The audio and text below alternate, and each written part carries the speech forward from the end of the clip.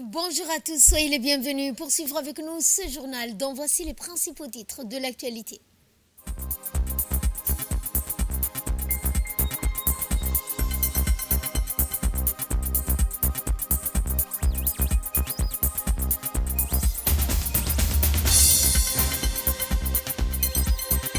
Guterres souhaite des sièges africains permanents au Conseil de sécurité. C'est ce que nous verrons en fin de journée.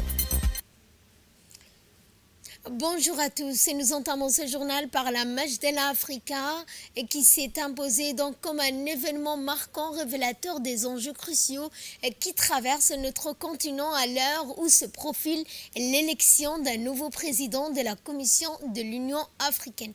Ce débat qui s'est tenu le 13 de ce mois au siège de l'Union africaine à Addis Abeba a captivé l'attention d'un public avisé. Les détails dans cette séquence. C'était hier soir, l'édition 2024 de Majdallah Africa. S'est imposé comme un événement marquant, révélateur des enjeux cruciaux qui traversent notre continent à l'heure où se profile l'élection d'un nouveau président de la Commission de l'Union africaine. Ce débat, qui s'est tenu le 13 décembre 2024 au siège de l'Union africaine à Addis Abeba, a captivé l'attention du public avisé tant en République de Djibouti que parmi la diaspora grâce à une diffusion en direct sur divers médias. Trois figures éminentes se sont affrontées sur ce plateau. Mahmoud Ali Youssouf, éloquent ministre des Affaires étrangères de Djibouti, Raila Odinga, ancien Premier ministre du Kenya, et Richard Radiomandrato, ancien ministre des Affaires étrangères de Madagascar. Chacun, armé de son expérience et de ses ambitions, a eu l'opportunité de partager sa vision pour un continent en quête de renaissance, façonnant ainsi un discours en adéquation avec l'agenda de développement continental 2063. Le format du débat, conçu pour favoriser l'interaction et l'échange, a permis d'établir un dialogue fécond entre les candidats et le public. Sous l'égide d'un panel indépendant représenté par l'ambassadrice d'Éthiopie, mademoiselle Géorgie, les questions ont été soigneusement élaborées en 4 volets, abordant des thématiques essentielles telles que la paix, la sécurité, la gouvernance démocratique et l'intégration économique. Ce cadre a permis à chaque candidat de dévoiler ses propositions tout en répondant aux préoccupations pressantes des citoyens africains. Le débat n'a pas seulement été une joute verbale, il a constitué une réflexion profonde sur les défis contemporains. Les candidats ont été appelés à articuler leur vision face à une Afrique en proie à des crises multiples, conflits armés, dérèglements climatiques et inégalités persistantes. Leurs réponses, empreintes de conviction, ont résonné comme un appel à l'action, invitant à la solidarité et à l'unité face à l'adversité. Dans un souci d'inclusivité, le débat a été diffusé sur le site de l'Union africaine avec interprétation simultanée dans les 6 langues officielles et sur les réseaux sociaux. Cette démarche a permis de toucher un large public, transformant ainsi cet événement en un véritable forum démocratique.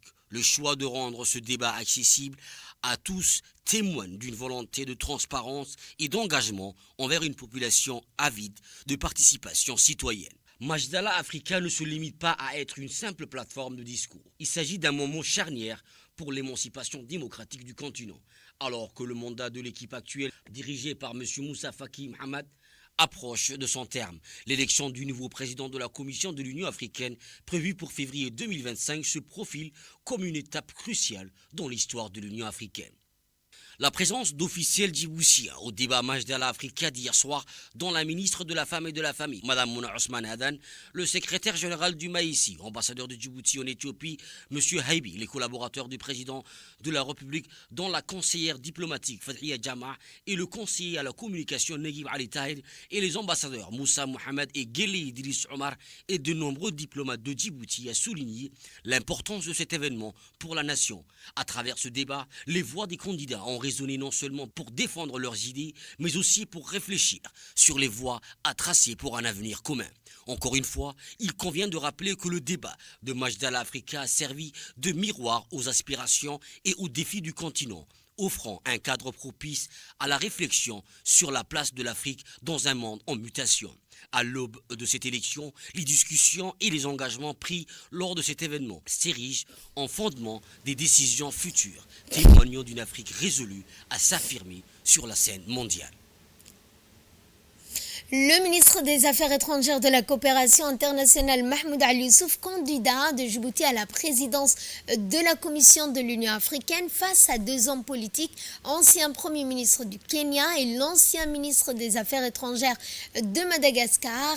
Donc, cette assistance de marque et tous ceux qui ont suivi le débat Majdala Africa, c'était hier soir, grâce à ses connaissances du grand dossier du continent, Mahmoud Ali Youssouf donc a captivé le public, intervention que je vous propose de suivre. L'Afrique avance, l'Afrique s'organise et l'Afrique se positionne sur la scène internationale. L'Afrique que nous voulons intégrer, pacifique et prospère, c'est d'abord le choix de nos peuples avant d'être le choix de nos dirigeants. Les pères fondateurs de l'OUA en 1963, à nos dirigeants d'aujourd'hui, qui ont institué l'Union africaine il y a plus de 20 ans, jusqu'aux citoyens lambda, le panafricanisme est ce qui nous rassemble et consolide notre diversité et cimente l'unité du continent. En adoptant l'agenda 2063 et en posant les jalons des 5 plans décennaux, pour réaliser ces objectifs, l'Union africaine s'est donné la feuille de route pour y arriver.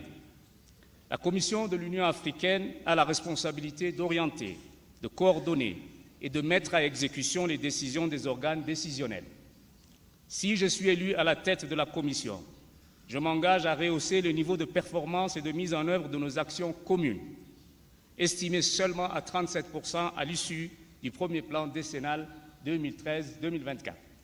En matière de paix et de sécurité, la prévention et l'alerte rapide, à travers le système continental d'alerte rapide, fera l'objet d'un renforcement concerté. Le Conseil de paix et de sécurité devra être plus proactif et les États membres en portent une responsabilité indéniable. Le Comité des sages devra obtenir les moyens de continuer efficacement son travail de médiation. J'agirai de sorte que les ressources nécessaires soient mobilisées afin de rendre réellement opérationnelles les forces en attente et je plaiderai pour une flexibilité dans l'utilisation des ressources du Fonds de la paix. Je poursuivrai avec les instances compétentes les réformes non mises en application à ce jour. Je travaillerai à mobiliser et diversifier les sources de financement pour les programmes de l'Union et je m'attellerai à la tâche d'autonomiser financièrement l'Union africaine. L'intégration passe par le commerce et le commerce intra-africain doit aller au-delà des 18% affichés à ce jour. Je travaillerai à la levée des barrières non tarifaires et faciliter la libre circulation des biens et des personnes. La place de l'Afrique sur la scène internationale sera l'une de mes priorités. Je serai la voix écoutée de l'Afrique à travers le monde. La transformation de notre continent se fera avec notre jeunesse et nos femmes et notre diaspora par les moyens du savoir, des techniques et des technologies en agriculture, en industrie et dans les services. L'Afrique que nous voulons, mesdames et messieurs, est l'Afrique de la paix, de l'intégration et de la prospérité, passe d'abord par la volonté politique des États, par la solidarité agissante africaine et grâce à l'adhésion de nos peuples. Devant vous ce soir, devant des millions d'Africains, je prends l'engagement d'assumer la responsabilité qui me sera confiée si je suis élu pour faire en sorte que notre continent brille sur la scène internationale. On reste toujours à Addis Abeba, une délégation conduite par la ministre de la Femme et de la Famille, Mme Mouna Ousmane Aden, accompagnée des hauts responsables de son ministère, à savoir la conseillère technique de la ministre, la directrice de la famille, la chef de service de l'enfance, le chef de service de la communication.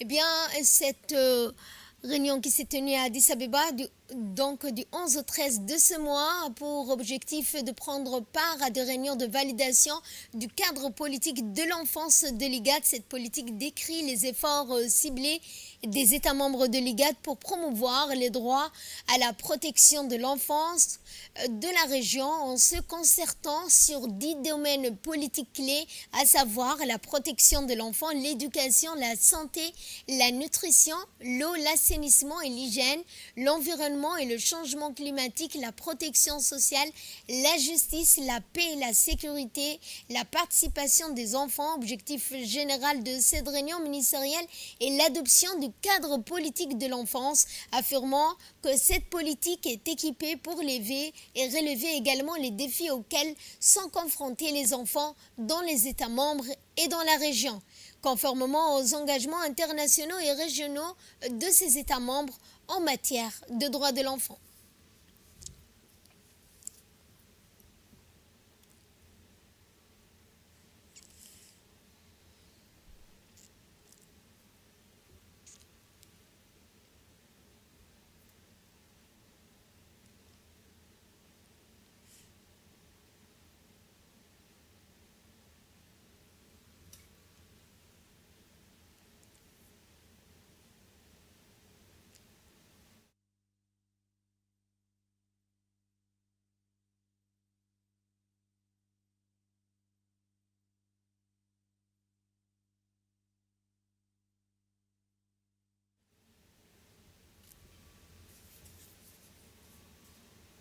Nous allons à Arta pour parler de la première réunion du comité technique du mémorial de la paix d'Arta, une étape importante pour un projet historique.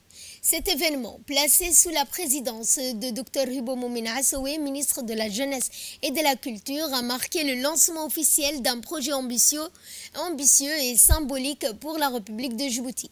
Avec un délai imparti de jours déterminé pour définir les bases solides du projet, la ministre a appelé à une collaboration harmonieuse, à l'engagement collectif et à l'enthousiasme des membres pour relever ce défi historique.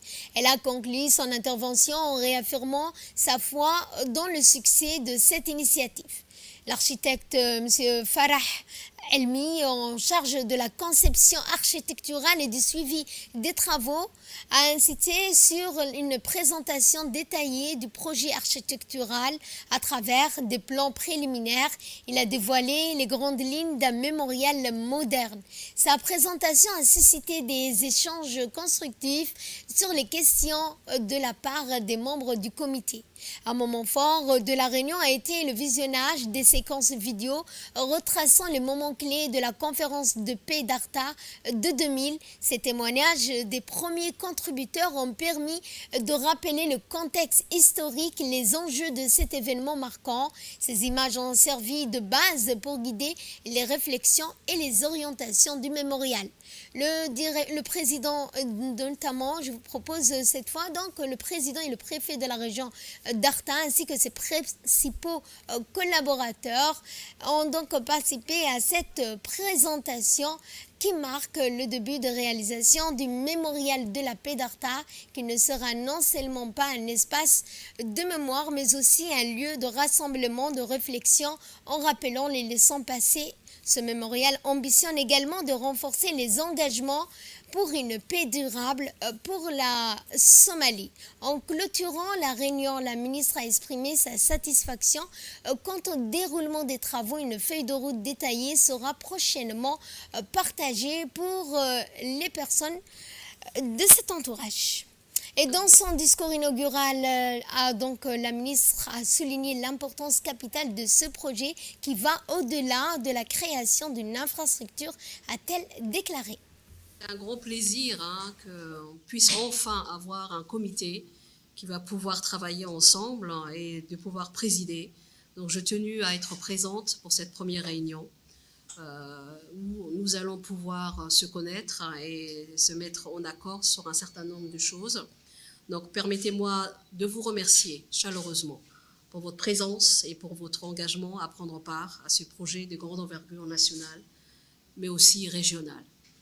Le mémorial de la paix d'Arta est bien plus qu'un projet infrastructurel. Il incarne tout l'esprit de la ville d'Arta, la paix. Ce mémorial est aussi un livre ouvert de toute l'histoire de la conférence de réconciliation de la Somalie, portée à cœur par tout Djibouti, avec à sa tête le président de la République, son Excellence Ismaël Omar Guelleh. C'est un espace vivant où des générations futures, mais aussi présentes, pourront apprécier l'apport permanent de Djibouti à la paix de la région et du monde. Je pense que ça va être même l'une des plus grandes infrastructures, moi je dirais muséale certes, mais académique. Ça va être vraiment l'université de la paix, nous l'espérons.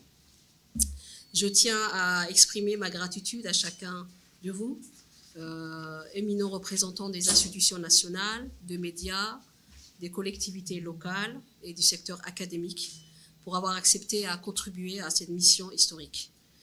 Votre expertise, vos idées et votre dévouement sont essentiels pour faire de ces mémorials un des endroits le plus visités au monde.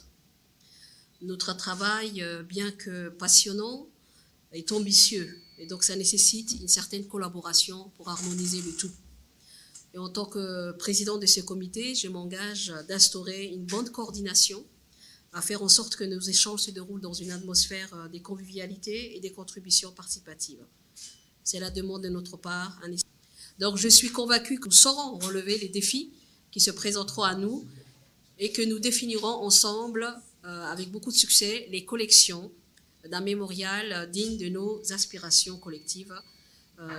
Je vous souhaite une réunion productive, de travaux enrichissants et, Inch'Allah, une inauguration en présence du président de la République, mais aussi de plusieurs grands officiels qui vont être de la région et du pays, la Somalie, qui vont être avec nous. Arta, toujours une formation dédiée au leadership et à la sensibilisation communautaire a été organisée en partenariat avec l'Institut national de l'administration publique qui s'est tenu au Sony Health Center d'Arta. Cet événement s'inscrit dans le cadre du projet intitulé « Participation de la société civile à la gouvernance et au développement local à Djibouti ». Ce projet est mis en œuvre par l'Association internationale des maires francophones avec le soutien financier de l'Union européenne, soulignant ainsi l'importance de renforcer les capacités locales pour un développement local inclusif et préparatif. Les participants ont bénéficié d'une série de modules interactifs et pratiques visant à améliorer leurs compétences en leadership pour un engagement efficace auprès des communautés. Renforcer également le rôle dans la sensibilisation des populations aux enjeux de développement local. Ce que nous inaugurons aujourd'hui est une composante clé de l'accompagnement des organisations de la société civile djiboutienne portée par l'Association internationale de maires francophones en collaboration avec l'Association nationale des collectivités locales de Djibouti et financée par l'Union européenne. Cette initiative vise à renforcer les capacités des autorités locales tout en permettant aux organisations de la société civile de jouer un rôle actif dans la conception et la mise en œuvre des plans de développement locaux. Nous vivons une époque où les défis sociaux, économiques, environnementaux exigent des leaders capables d'inspirer, de mobiliser et d'agir avec efficacité. Être un leader ne se limite pas à diriger. Il s'agit de comprendre, d'écouter, de collaborer et de veiller les consciences autour des enjeux qui touchent notre société. Le préfet de la région a, dans une allocution faite à cette occasion, indiqué l'importance que revêt cette formation. Tout d'abord, je tiens à vous souhaiter la bienvenue à Arta. La formation sur le leadership et sensibilisation communautaire permettra de favoriser la participation de nos concitoyens à la transformation de son environnement en s'impliquant de manière accrue à un meilleur façonnement du lieu biblique. En effet, pour une gouvernance efficace, les citoyens doivent être au centre, voire acteurs de la politique qui les concerne. Il n'incombe pas uniquement aux politiques, aux élus, de se substituer aux citoyens. Bien au contraire, la part de responsabilité est partagée par les citoyens dans les gestions des villes, des communes ou des régions. Il y a une évolution aujourd'hui. Le constat est clair. Le pouvoir biblique gère mieux son intervention lorsque l'accompagnement de la population qui maîtrise bien le terrain prend en main les actions, car ils connaissent mieux les besoins. Nous restons toujours à Arta pour cette intervention, celle de la coordinatrice de la cellule d'écoute d'information et d'orientation.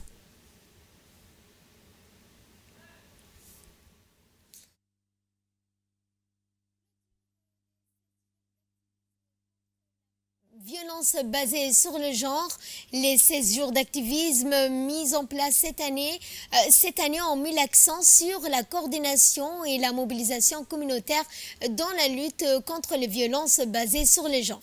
Des activités de sensibilisation, des ateliers de renforcement des capacités et des dialogues communautaires ont été menés dans les différentes régions du pays, cumulant dans cet événement final à Dikil, la mobilisation de communautés locales est essentielle pour prévenir et répondre efficacement aux violences basées sur les genres afin de bâtir une société plus sûre et équitable. Pour le chef du projet adjoint de l'USAID, le rôle crucial des initiatives financées par l'USAID dans l'appui aux efforts locaux pour prévenir les violences basées sur le genre. Avec le projet USA de la société civile dans le cadre des 16 jours d'activisme pour présenter deux activités très importantes, la cartographie des différentes observations qui ont été faites sur le terrain, à savoir les états de lieu des besoins en termes de mécanismes de prise en charge, mais aussi pour la mise en place du futur comité de pilotage du mécanisme de prise en charge au niveau régional. Comme vous le savez, monsieur le préfet, monsieur le vice-président, depuis quelques mois, en collaboration avec l'INFD, nous avons lancé la décentralisation du mécanisme de prise en charge des victimes de violences basées sur le genre. Nous avons déjà mis en place les bureaux de cellules d'écoute. Aujourd'hui, c'est la deuxième étape, à savoir la formation des membres du comité de ce mécanisme de prise en charge. Et Inch'Allah, dans les semaines à venir, nous entamerons la troisième phase, à savoir la présentation de la plateforme gérée par l'UNFD, la plateforme qui s'appelle JBV AMS, qui permet de suivre d'une manière efficace et directe. Et dans son allocution, le préfet de la région a salué les efforts collectifs déployés pour lutter contre les violences basées sur le genre. Dans notre société, les violences basées sur le genre est une réalité qui mérite d'être une lutte ou qui mérite d'être éradiquée. Pour cela, le gouvernement djiboutien a déjà mis en place des mécanismes juridiques pour lutter ces violences basées sur le genre.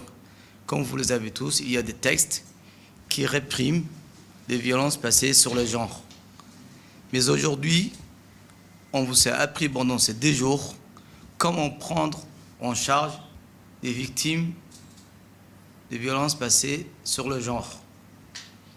Et pour bientôt, Inch'Allah, il y aura une plateforme de prise en charge des violences basées sur le genre.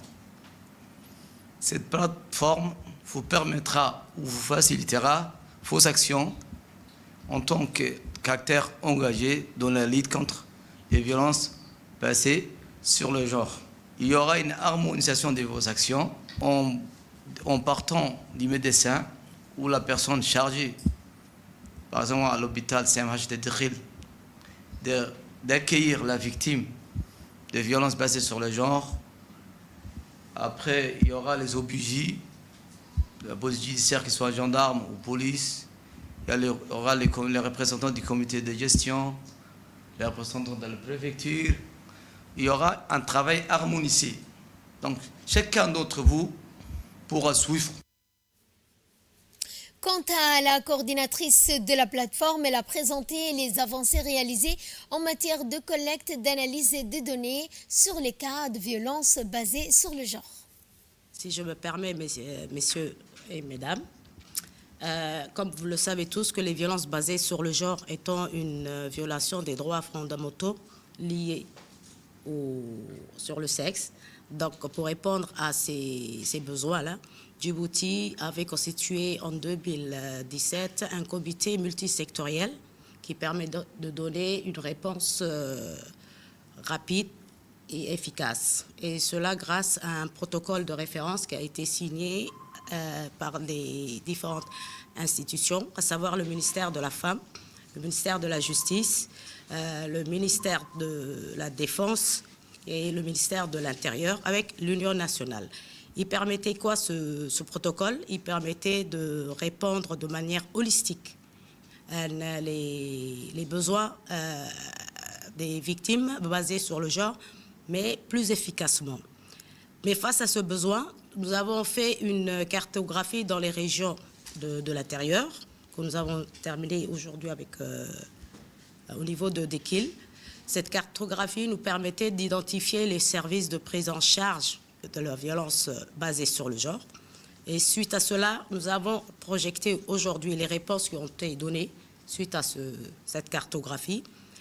Les résultats qui ont découlé nous ont permis d'introduire ce qu'on appelle un paquet de services essentiels à chaque secteur, à savoir le secteur social, composé de l'Union nationale des femmes. Santé, cette fois une équipe médicale mobile conduite par le directeur général de l'hôpital régional d'Ali Sabié, monsieur Mohamed Miguel, se sont rendus au village de Holhol pour des consultations aux habitants de cette localité. Cette équipe pluridisciplinaire est qualifiée, composée des médecins généralistes, des infirmières, des sages-femmes, d'un technicien nutritionniste. Des différentes activités de soins accomplies étaient concentrées sur la consultation des adultes et des enfants. Ces derniers ont été pris en charge par le médecin pédiatre, les consultations prénatales des femmes enceintes afin de prévenir une grossesse à risque telle que l'anémie sévère et d'autres pathologies liées à d'autres phénomènes ont été menées avec une grande considération. Sans oublier le dépistage de la malnutrition aiguë sévère ou modérée chez les enfants ayant moins de 5 ans. À l'issue de ces consultations, les chefs coutumiers ont tenu à exprimer le remerciement à l'équipe dirigée par le directeur général de l'hôpital régional pour les prestations des soins médicaux à ces populations les plus reculées.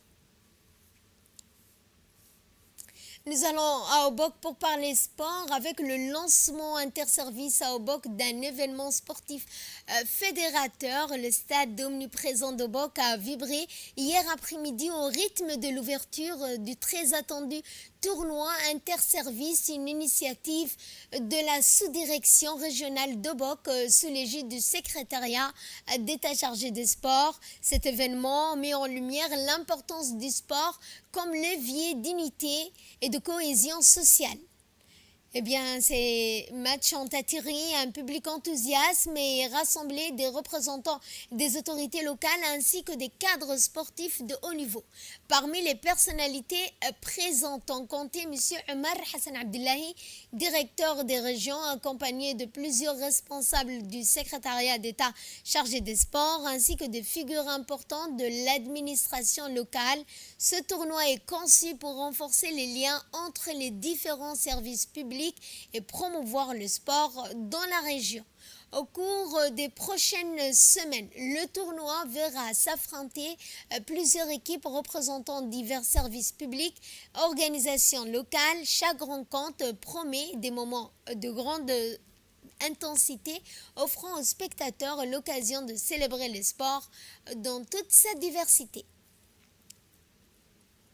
L'autorité douanière, en collaboration avec la gendarmerie nationale, ont saisi une importante quantité de cas de contrebande lors d'une opération menée au niveau de Pékin-Sécantien.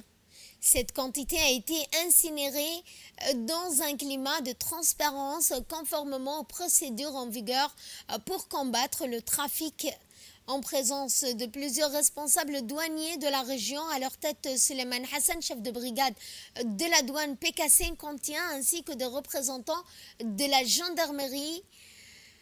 M. Suleiman a salué la coopération fructueuse entre les douanes et la gendarmerie nationale, soulignant que cette coopération représente un pilier essentiel dans la lutte contre les activités illégales nuisibles à l'économie nationale. Il a précisé que les douanes sont déterminées à réduire le phénomène de contrebande de khat et d'autres substances illicites interdites qui ont également un impact négatif sur la société et l'économie locale. Cette saisie s'inscrit dans le cadre des efforts continus déployés pour préserver la sécurité et la stabilité de la région. Le chef de brigade des douanes du PK51 a également affirmé que les douanes poursuivront leurs efforts en coordination avec la gendarmerie nationale et les autres autorités de sécurité pour empêcher l'entrée de ces substances sur les marchés locaux. C'était dans les titres. Antonio Guterres réclame des places, notamment pour l'Afrique. Antonio Guterres souhaite des sièges africains permanents au Conseil de sécurité. Antonio Guterres a exhorté les pays riches à honorer leur engagement pour aider les pays pauvres à lutter contre le changement climatique. Lors d'une visite, la visite de Guterres a été axée sur l'argent dont les pays pauvres de l'Afrique et d'ailleurs ont besoin pour faire face à un impact, celui du réchauffement climatique de la planète. Bien que l'Afrique ne contribue que très peu au réchauffement de la planète, elle est l'un des continents les plus touchés. Lors des négociations des Nations Unies sur le climat qui se sont tenues en Azerbaïdjan, le mois dernier, les pays ont adopté un accord prévoyant l'injection d'au moins 300 milliards de dollars par an pour aider les pays en développement à faire face au réchauffement de la planète. C'est ainsi que se referme ce journal. Merci à vous de nous avoir suivis. Excellent week-end à toutes et à tous.